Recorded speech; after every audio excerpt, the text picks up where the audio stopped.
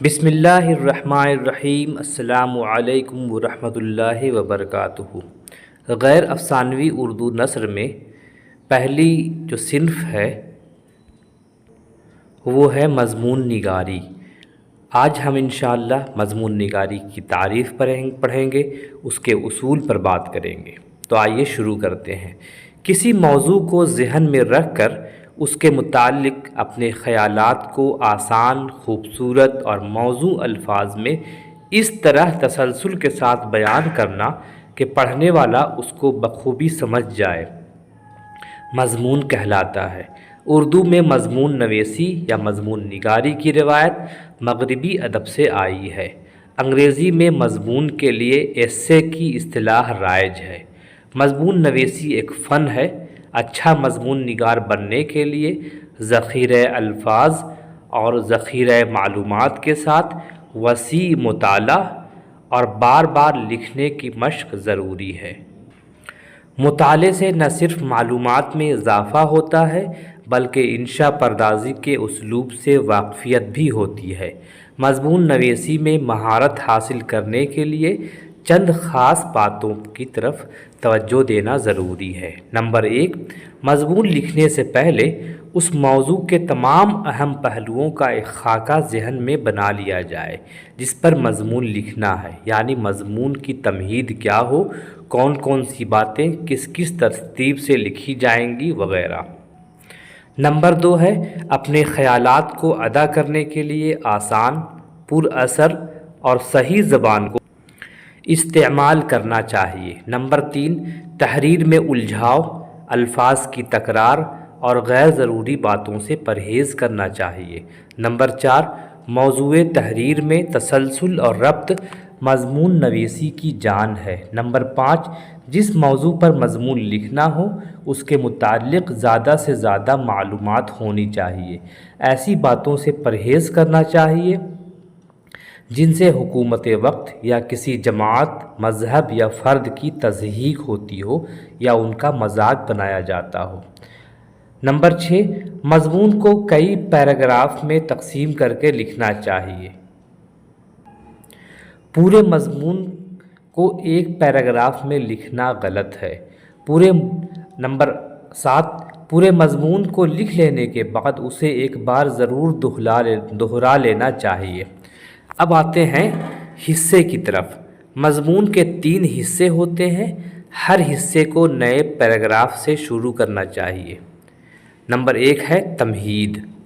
تمہید میں جیسے ہم اگر عید پر مضمون لکھ رہے ہیں تو عید کی تمہید یہ ہوگی کہ ہم عید کا پس منظر بیان کریں گے کہ مسلمان یا مومن ایک ماہ مسلسل روزہ رکھتے ہیں، اس کی خوشی میں اللہ تعالیٰ ان کو عید جیسی نعمت سے نوازتا ہے، تو پورا پس منظر ہوگا، اسی کو ہم تمہید کہتے ہیں۔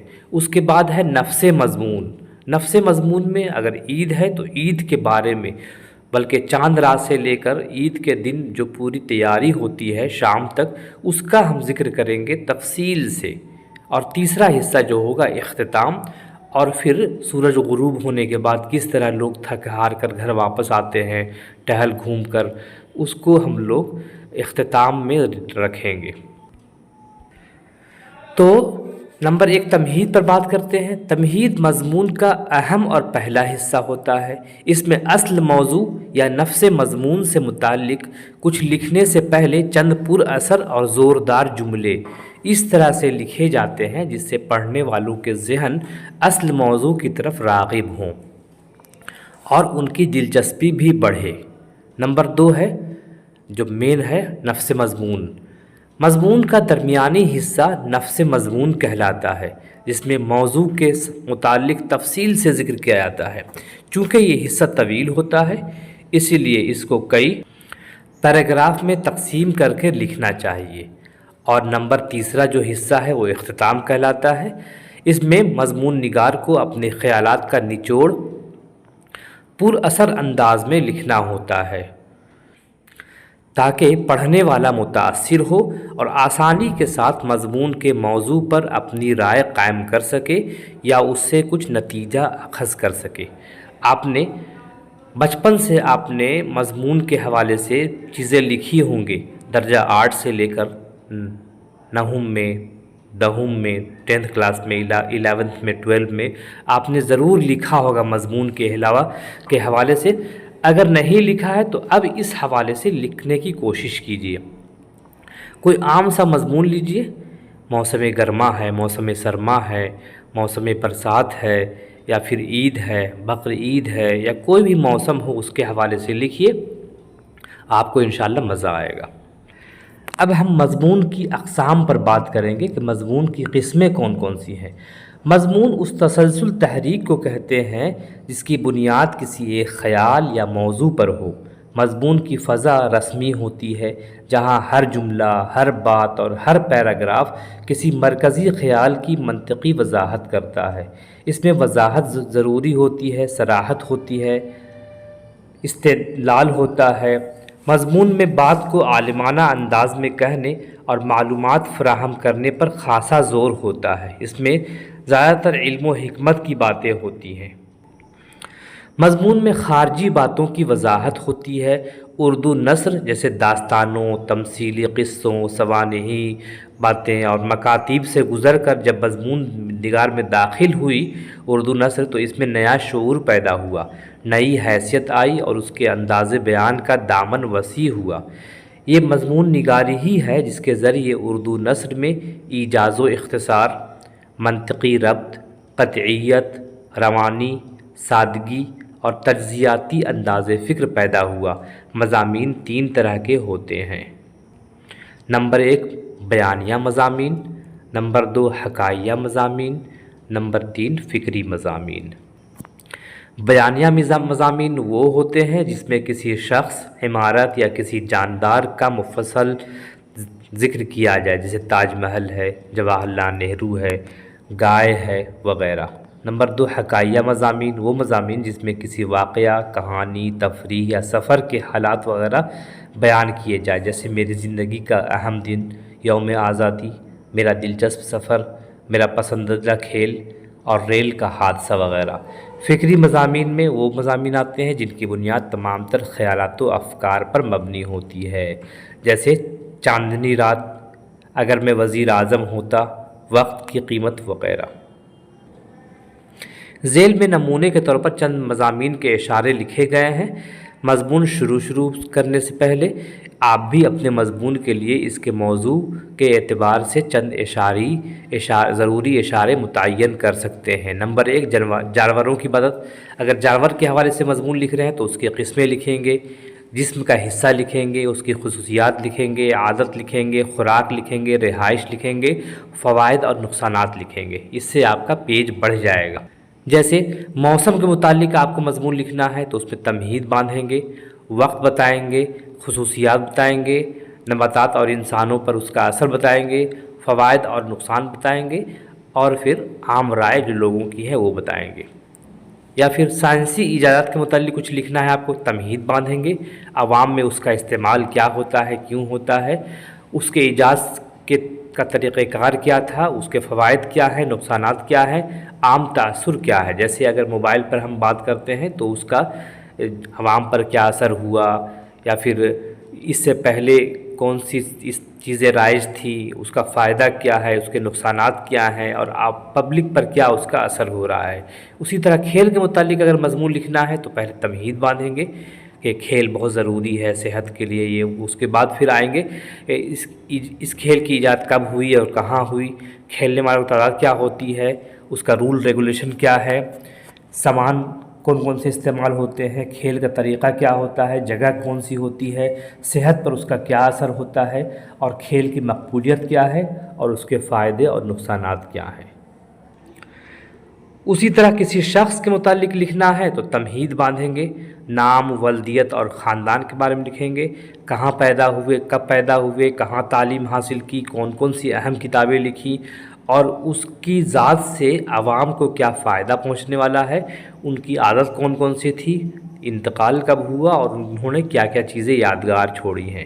بہت آسان ہے آپ لوگوں کے لیے، میرا خیال ہے آپ لوگوں کو اس میں کوشش کرنی چاہیے۔ پھر جیسے تہوار کے لیے بتا رہا ہے تو کس قوم کا اور کس نوعیت کا تہوار ہے، یعنی مذہبی، سماجی یا قومی، کب منایا جاتا ہے، کیوں منایا جاتا ہے، کس طرح منایا جاتا ہے، اس کے اچھے اور برے پہلو کیا کیا ہے، برے پہلوؤں کو سدھارنے کا کیا طریقہ ہے۔ تو میرا خیال ہے کہ آپ لوگوں کو یہ کوشش ضرور کرنی چاہیے، ایک مضمون 2 مضمون لکھتے نہ رہنا چاہیے۔ اگر آپ کو ایک ادیب بننا ہے، رائٹر بننا ہے، تو مضمون نگاری سے اس کی سٹارٹ کرنی چاہیے، اس کا آغاز کرنا چاہیے، اور لکھ کر اپنے بزرگوں کو دکھائیے، اپنے بھائی بہنوں کو دکھائیے، اپنے استاد کو دکھائیے، تاکہ آپ کی حوصلہ افزائی ہو اور املے اور جملے میں جو غلطیاں ہیں اس کی نشاندہی ہو سکے۔ عموماً طلبہ نہ چند لائنیں لکھ کر سمجھتے ہیں کہ ہم نے مضمون مکمل کر لیا، اس طرح وہ امتحان کے موقع پر اچھے نمبروں سے بھی محروم رہ جاتے ہیں۔ چھٹی سے 12ویں تک کے طلبہ کے لیے لازم ہے کہ وہ جماعت کے اعتبار سے اپنے مضمون کی زبان، انداز تحریر، دلائل، مضمون کی جسامت، مثال اور نفس مضمون کے معیار کا خیال رکھیں۔ جماعت کے اعتبار سے امتحان میں 100 سے لے کر 300 الفاظ تک مضامین لکھنے کے لیے آتے ہیں۔ مضمون لکھنے کے بعد ان کو گننا، وقت ضائع کرنا ہے۔ اگر آپ نے ہر لائن پر مضمون لکھا ہے تو 100 الفاظ والے امتحان میں ایک کاپی کا ایک صفحہ کافی ہے۔ یہاں ذکر کیا گیا ہے چھٹی جماعت سے 12ویں جماعت تک کے طلبہ کے لیے۔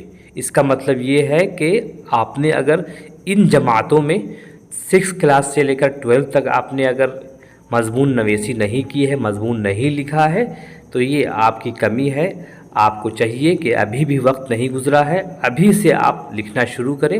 روزانہ رات کو عشاء بعد سونے سے پہلے ایک صفحہ، آدھا صفحہ، کوئی نہ کوئی تحریر لکھتے رہیں، تاکہ آپ کے لکھنے کی مشق ہو اور آپ کے جملے اور املے میں روانی آئے۔ تو آپ سے گزارش ہے کہ اس حوالے سے آپ ایک بار ضرور غور کریں۔ معاون کتب کے لیے کچھ کتابیں اور آپ کے لیے خدمت میں حاضر ہیں۔ فن مضمون نگاری ہے، آفتاب اظہر صدیقی صاحب کی، یہ کتاب بہت اہم ہے، 2016 میں شائع ہوئی ہے۔ مضمون نگاری کے نام سے علامہ اخلاق دہلوی کی کتاب بہت اہم ہے، 1951 میں شائع ہوئی ہے۔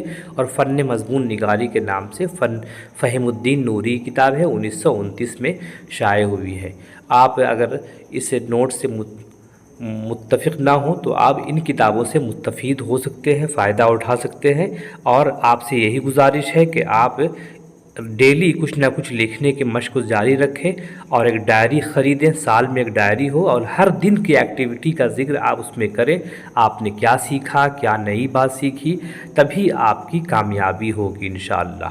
پھر ہم اگلے ویڈیو میں ملیں گے مضمون نگاری کے آغاز و ارتقاء کے حوالے سے۔ تب